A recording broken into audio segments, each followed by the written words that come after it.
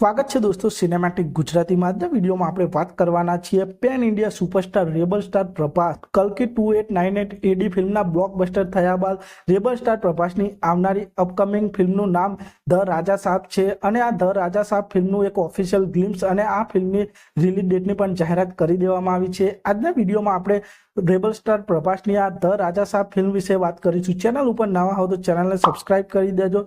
The રાજા સાહેબ film એક horror romantic comedy drama film છે અને આ ફિલ્મને મારુતિજીએ ડાયરેક્ટ કરી છે અને ધ રાજા સાહેબ ફિલ્મમાં રેબલ સ્ટાર પ્રભાસ એકદમ રોમેન્ટિક રોલમાં જોવા મળવાના છે અને ધ રાજા સાહેબ ફિલ્મના ઓફિશિયલ ગ્લિમ્સમાં પણ શકો છો રેબલ સ્ટાર પ્રભાસ એકદમ રોમેન્ટિક રોલમાં જોવા મળી રહ્યા છે.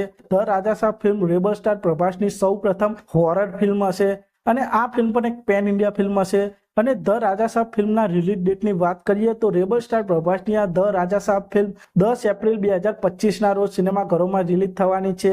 આમ તો 10 એપ્રિલ 2025 ના રોજ રોકિંગ સ્ટાર યશની ટોક્સિક ફિલ્મ રિલીઝ થવાની હતી અને હવે રોકિંગ સ્ટાર યશની ટોક્સિક ફિલ્મ પોસ્ટપોન થઈ ગઈ છે અને હવે 10 એપ્રિલ 2025 ના રોજ પ્રભાસની આ ધ રાજા સાહેબ ફિલ્મ સિનેમાઘરોમાં જોવા મળશે અને આ ફિલ્મ પણ તેલુગુ, તમિલ, હિન્દી, કન્નડા, મલયાલમ વગેરે ભાષા પેન ઇન્ડિયા લેવલે જોવા મળવાની છે.